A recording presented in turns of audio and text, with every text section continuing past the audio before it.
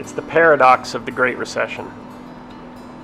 The Great Recession, we'd been using local food before then, but I think our mindset about it wasn't as clear, and I think farmers had been having some success. Local farmers, small organic farmers had had some success before the recession.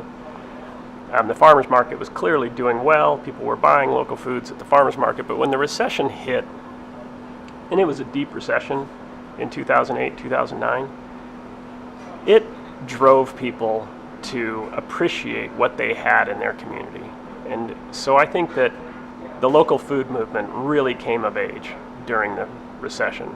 It was the point at which we recognized that this was something that we needed to take care of. Oh, living wage? That's a different story. There was no living wage during the Great Recession.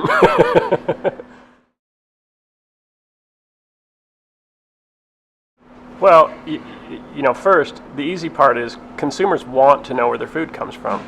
So if you're getting into the restaurant business, it's not just a hot trend.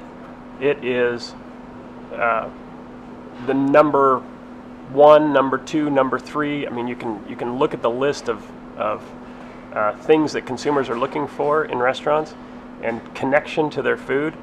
It absorbs so many different categories that it is a really important part of being successful in the restaurant business today. Now, that said, there's so much, I guess a cynic might call it fraud, and somebody who's a little more politically correct might call it hopeful enthusiasm.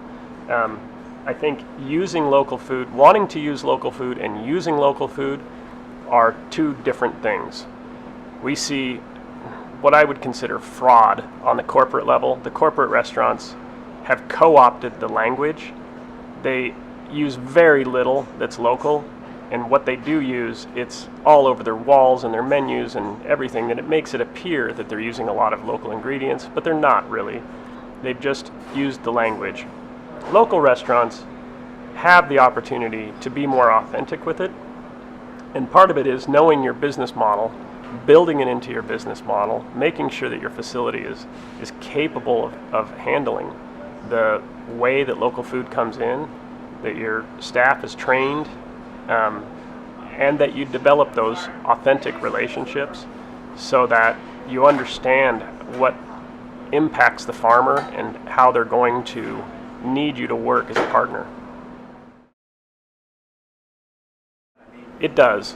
It does, and it's so, you have to, the restaurant business is a tough business. Just like being a farmer is a tough business. The margins are very slim. There's a lot of pressure today on labor because we've got such low unemployment levels that finding qualified people and being able to pay them is pushing us. Boise's lucky that we're having a really great economic boom, but it's also putting a lot of pressure on things like rent. And then you take food cost. There's not a lot left in a restaurant's business model where you can give more to it, and so a lot of small operators struggle to keep those food costs in line. And when you start to work with local food, you have to recognize the need for the farmer to be able to make their business viable as well, and so it's an expensive proposition. So the one thing that's important is to not be afraid to charge what you need to charge on your menu to make it work.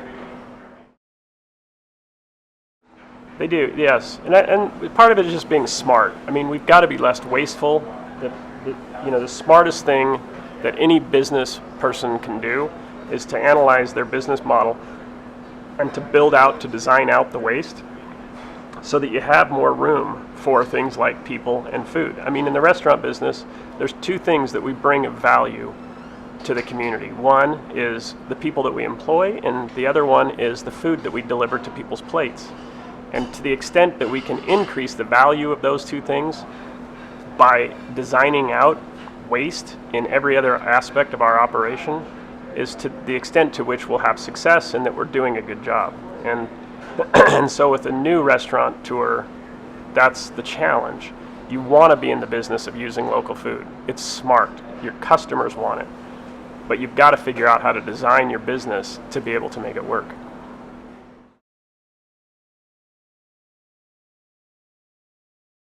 It's not. You just can't take it for granted. It's hard work, and you have to push every day to get better at it, to continue to look at the areas in your business that you can tweak and modify to be able to make it work. There's so many examples, I wouldn't know where to begin, but I think part of it is looking for unique things that you can do that fit with what farmers around here are growing. I mean, to me, there's nothing more exciting than going into a new restaurant that is doing something new that's based in the agriculture of our region here, because it's helping to define us in our culture through our food.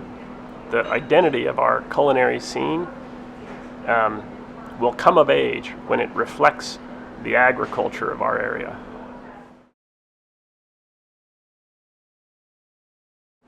Yeah, there's always gaps. I mean, we've always got an influx of new people coming into the restaurant, and they have different values, different experiences.